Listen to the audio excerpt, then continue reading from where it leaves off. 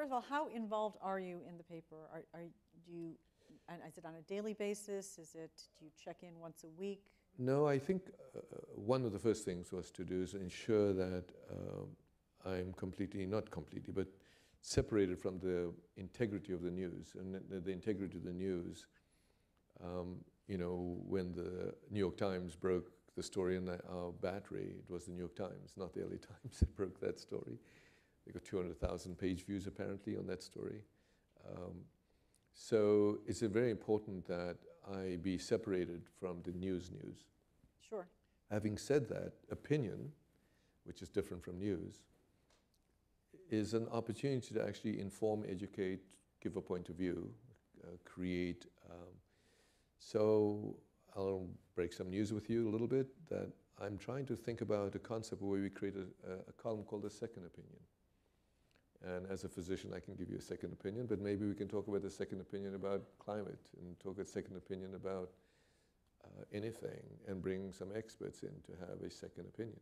Do you mean beside the editorial board, do you mean? Or? Yeah, meaning that, you know, is climate change a hoax or not a hoax, right? And is cement a real cause, et cetera? And is Ebola a real concern? Is high-dose chemotherapy something we should worry about? But isn't that what the op-ed page does, debate two sides? It could, but I want to actually go really a little bit more in depth to have some factual debate, I suppose, as opposed to news.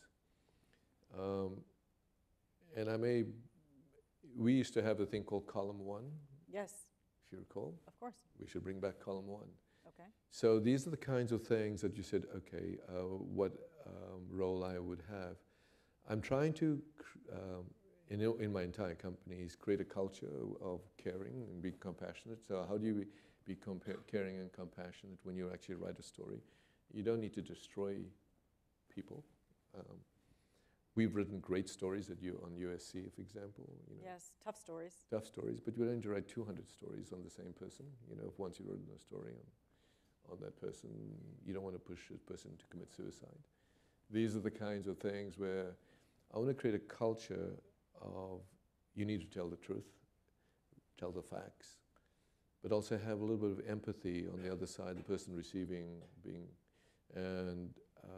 Do you care if the LA Times makes money, doesn't make money? You willingly overpaid for it because you felt it was important that there be this paper still exist. If I can't quite, sounds like you still like print, but I can't quite tell if you're planning to bring all of this innovative, all these things the way you think, right, as an innovator, to the newsroom and to the business model of the paper, or if you just want to shore up the resources and say, do what you do, tell great stories. The Catholic nuns say, no money, no mission. Okay. And it's very true. So this is not a philanthropic exercise, right? In order for the paper to survive, it has to thrive.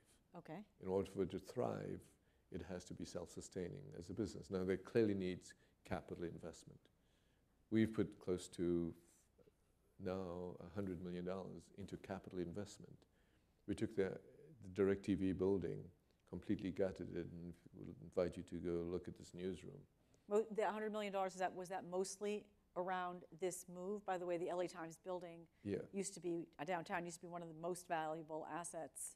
Yeah. I think at one point people said it was the most valuable asset on the books of the company. So in addition to the $500 million investment, we just had to, in 5 months, create a most modernized newsroom. Okay. And they've all moved in. We've now increased that footprint to 10 acres. We're now about to build the LA Times Center, which will be a esports arena. It will be a full theater, movie theater. It'll be an event place where we could even have presidential debates and where we can convene. That's being built, or that's? It's a building that already exists, and we're completely gutting the building and creating a whole new sound stages and production stages and over the top. And incredible.